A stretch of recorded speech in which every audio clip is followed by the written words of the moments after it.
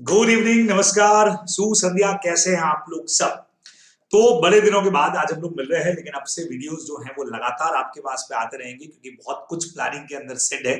तो सारी प्लानिंग के साथ आप लोगों से बात होगी और हमारी बात खास करके होगी हमारे मई 21 वाले स्टूडेंट से भी और नवंबर 21 वालों से भी। लेकिन आज का ये जो खास सेशन है ये है हमारे लॉ के कुछ स्पेसिफिक वोकैबुलरी का, जिनको लेकर के अक्सर रहता है कंफ्यूजन। तो जब आप लॉ को पढ़ना स्टार्ट कर रहे हो, लॉ की लीगल लैंग्वेज को जब आप पढ़ रहे हो, तो बहुत जरूरी है कि वर्ड्स के मीनिंग आप लोगों को आने चाहिए। तो एक बहुत ही छोटा सा वीडियो मैं यहाँ पर आप लोगों के लिए बना करके दे रहा हूँ, जिससे हम दो स्पेसिफिक हमारी जो वोकैबुलरी है, जो वर्ड्स है, उनके मीनिंग को समझ पाए। अक्सर आप लोगों ने लॉ के प्रोविजंस को पढ़ते वक्त में देखा है कि कुछ वर्ड यूज होते हैं, खास करके पहला वर्ड जो आप लोगों को अपनी स्क्रीन पे दिख रहा होगा इस वक्त में, notwithstanding anything contained in this act. और एक और वर्ड जो आज के सेशन में मैं डिस्कस कर रहा हूं आपसे, वो है save as otherwise expressly provided in this act. तो आज हम लोग बहुत सिंपली इन दोनों टॉपिक्स को समझने की कोशिश करते हैं कि आखिर इनका मीनिंग क्या है। देखिए, जब भी कोई वर्ड नॉटविथस्टैंडिंग आया, तो जनरल अगर आप डिक्शनरी में जाके इसका मीनिंग देखोगे तो दिखाई देगा इन स्पाइट ऑफ या डिस्पाइट ऑफ या इवन इफ, बराबर। तो पूरी अगर लाइन में बोलूं तो notwithstanding anything contained in this act, मतलब इस एक्ट में कहीं और कुछ भी अगर दिया है तो वो होने के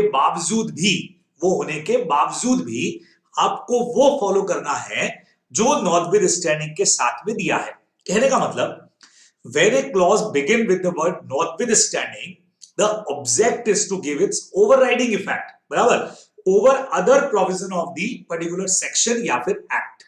कहने का मतलब, अगर किसी भी सेक्शन के साथ में नॉटविथस्टैंडिंग वर्ड लगा हुआ है तो उसे आप दोगे ओवरराइडिंग इफेक्ट, यानी कि वो सुपरसीड करेगा। मतलब उस पूरे एंटायर एक्ट में कहीं भी उसके अगेंस्ट में कुछ भी लिखा हो, लेकिन होगा वही, आपको मानना वही है जो नॉटविथस्टैंडिंग के साथ में आ रहा है ना। आपको हमेशा वही अप्लाई करना है, भले ही कहीं पे कुछ और क्यों न लिखा हो, लेकिन अप्लाई हमेशा वो होगा जो नॉटविथस्टैंडिंग के साथ में लिखा गया है, बराबर। छोटा सा एक एग्जांपल आपके लिए पहले सिंपल लेता हूं, फिर आपको कंपनीज एक्ट के एग्जांपल की तरफ लेके चलूंगा। सपोज करो कहीं पे लिखा है JB sir will teach accounts, ठीक है भाई, जेबी सर अकाउंट्स पढ़ाएंगे। कहीं पे लिखा है JB sir will teach audit, कि सर ऑडिट पढ़ाएंगे, ओके।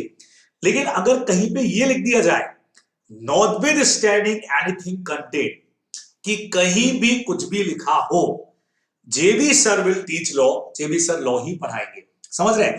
तो इस लाइन का मतलब, जहां पे भी आपका वर्ड नॉटविथस्टैंडिंग आ गया बराबर से, तो नॉटविथस्टैंडिंग एनीथिंग कंटेंट जहां पे भी आ जाए, इसका मतलब उसके साथ में जो भी लिखा है वो ही हमेशा अप्लाई होगा। बाकी पूरे एक्ट में कहीं भी कुछ भी लिखा हो, उससे कोई फर्क पड़ने वाला नहीं है। यानी आपको उसको तवज्जो देनी है, उसको प्रेफरेंस देनी है, उसी को मानना है। तो इसका मतलब कहीं कुछ भी लिखा हो, लेकिन जेबी सर जो कंपल्सरीली करने वाले हैं, वो क्या करने वाले, लॉ पढ़ाने वाले हैं, ये आप लोगों को यहाँ पे फोकस करना है ना। तो मेरे ख्याल से एक बहुत सिंपल एग्जाम्पल मैंने आपको दिया है, थोड़ा सा हट करके, लेकिन इसी को हम लोग बच्चों अब समझ लेते हैं हमारे कंपनीज एक्ट के एग्जाम्पल से भी, जो हमारे लिए सबसे ज्यादा काम में आता है ना। तो आइए, कंपनीज एक्ट का एग्जाम्पल हमको क्या कहता है, मैं आपको समझाने जा रहा हूं बच्चे लोगों। यहां से आप लोग मेरे साथ में देखिएगा कंपनीज एक्ट का ये एग्जाम्पल। भले आपने सेक्शन में नहीं भी पढ़ा हो तो भी कोई टेंशन नहीं है, काम करेगा आप लोगों के लिए। देखिए क्या लिखा है, नॉट, ये सेक्शन है बच्चों हमारा 1061, बराबर से, जो voting rights of the member या शेयर होल्डर पर बात करता है। तो notwithstanding anything contain in this act, this act का मतलब हो गया कंपनीज एक्ट। तो क्या लिखा गया कि पूरे कंपनीज एक्ट में कुछ भी लिखा हो उसके बावजूद भी फॉलो कौन सा होगा, ये होगा, ये कौन सा, जो अगली लाइन से मैं पढ़ने जा रहा हूं, क्योंकि नॉटविथस्टैंडिंग वाली लाइन के साथ में ये पूरा पैराग्राफ ऐड है। तो इस पूरे पैराग्राफ को आपको पूरे कंपनीज एक्ट पर ऐसा कोई प्रोविजन अगर आ जाए तो इसको आपको तवज्जो देना है, इसको आपको प्रेफरेंस देना है, ये सुपरसीड करेगा। इसके सामने कुछ भी और आया तो वो फॉलो होने वाला नहीं है ना, जहां टकरा जाएंगे वहां ये फॉलो होगा। तो क्या लिखा, notwithstanding anything contained in this act, the articles of a company may provide that, इस एक्ट में कहीं कुछ भी लिखा होने के बावजूद भी आर्टिकल सी ये प्रोविजन बना सकते हैं कि no member shall exercise any voting right, ऐसा कोई भी मेंबर अपने वोटिंग राइट का इस्तेमाल नहीं कर सकता, बराबर, of any share registered in his name, भले उसके नाम से शेयर रजिस्टर हो, on which any call or any other sum presently payable to him have not been paid. अगर उस बंदे ने, उस मेंबर ने कॉल्स इन एरियर किया है, मतलब कॉल्स पर या और कोई कंपनी से जुड़ा पैसा उसने अगर नहीं दिया है, तो वो अपने वोट का इस्तेमाल नहीं कर पाएगा। ऐसा कंपनी अपने आर्टिकल्स में लिख सकती है, भले ही पूरे कंपनीज एक्ट में और कुछ भी लिखा हुआ हो।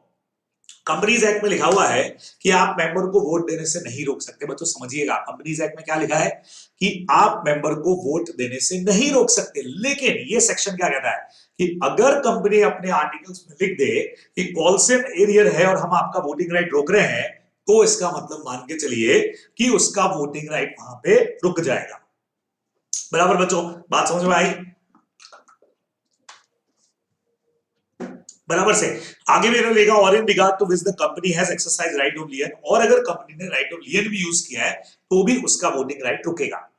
तो सिंपल सी बात, नॉर्मली कंपनीज एक्ट में लिखा हुआ है कि मेंबर का वोटिंग राइट नहीं रुकेगा, लेकिन यहां लिख दिया कि अगर आर्टिकल्स में लिख दिया गया और उसका पॉलिसी एरियर है तो हम उसको रोक सकते हैं, तो ये सेक्शन ही फॉलो करना पड़ेगा। बाकी भले कहीं कुछ भी लिखा हो, उससे हमारा मतलब नहीं। हमें इस पर्टिकुलर प्रोविजन को सुपर अपन कह सकते हैं सीड वाले पावर, ओवर राइडिंग वाले पावर्स देने पड़ेंगे। ये आप लोग अब समझ गए होंगे, बराबर बच्चे लोगों।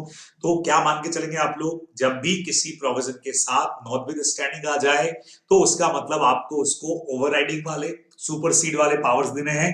उसके साथ में जो भी कुछ लिखा है वो अप्लाई होगा, बराबर, भले ही कहीं पे कुछ और लिखा हो लेकिन वो अप्लाई नहीं होगा।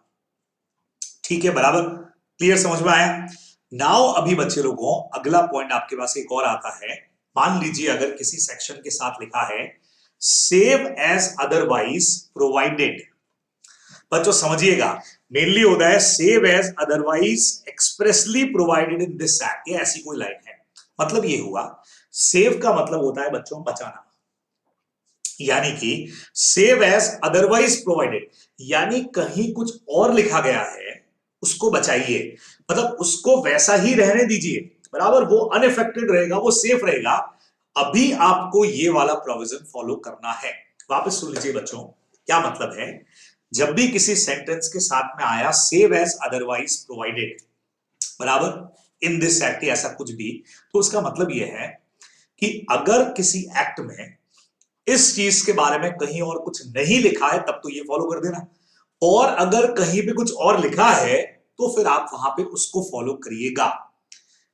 This law will be effective unless, ये लॉ इफेक्टिव होगा जब तक कि a given circumstances, in a given circumstances some other existing law directly prescribe a different result, यानी अगर हमारा लॉ डायरेक्टली कोई डिफरेंट बात कह रहा है तो वहां पे आप उसको फॉलो करिएगा, और अगर कहीं कुछ भी नहीं कह रहा है तो इस चीज को फॉलो कर लीजिएगा। यानी हमने इसको सुपर राइडिंग इफेक्ट नहीं दिए, सुपर सीड वाले इफेक्ट नहीं दिए, इसको हमने ओवर राइडिंग इफेक्ट नहीं दिए।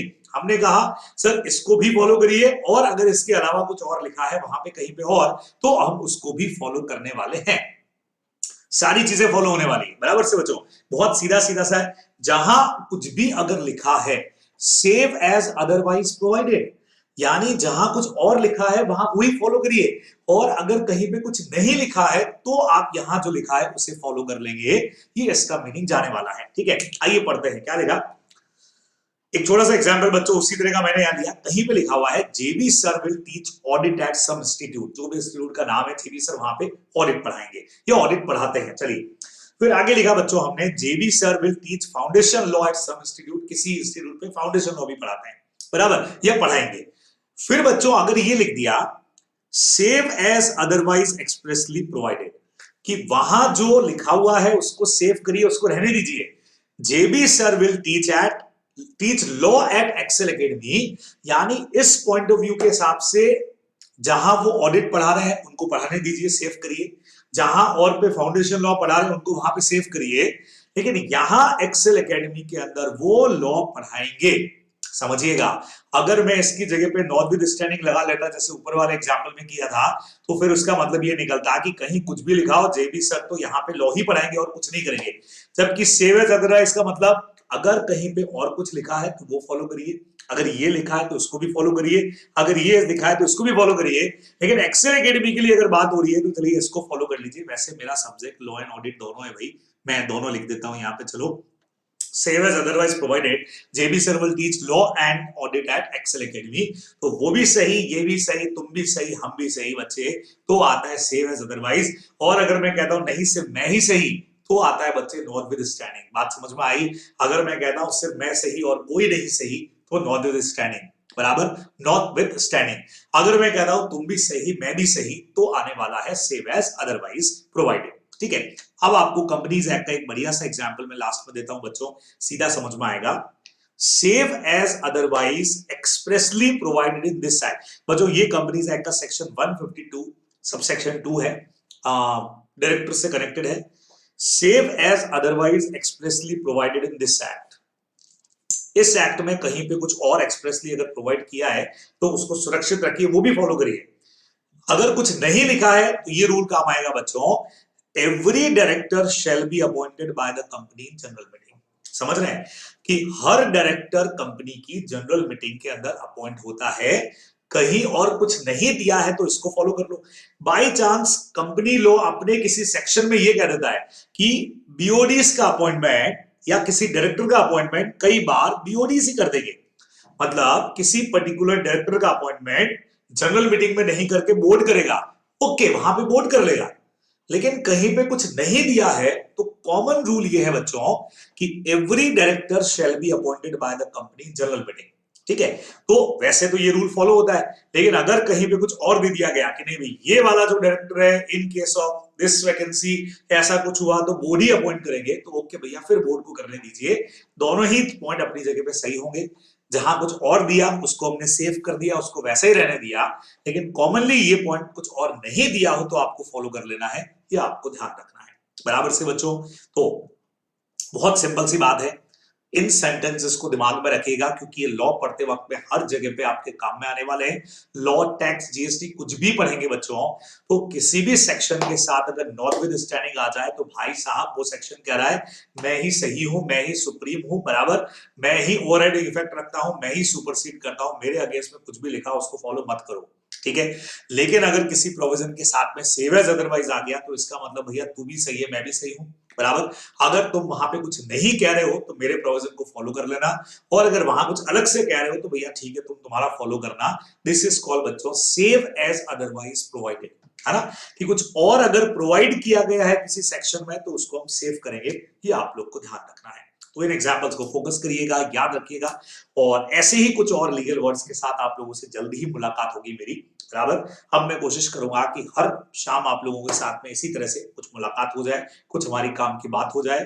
तो अगर ये वीडियो आपको पसंद आता है, यूजफुल है, लगता है यूजफुल है, तो लाइक जरूर करिएगा, और लाइक करने के साथ साथ में इस वीडियो को शेयर करिएगा, और चैनल को सब्सक्राइब करना बहुत जरूरी है क्योंकि ऐसी ही बहुत सारी कमाल धमाल सी चीजें अब आप लोगों के लिए लगातार से आती रहेंगी। ओके बच्चे लोगों, bye, tata, take care, good night, शब्बा खैर।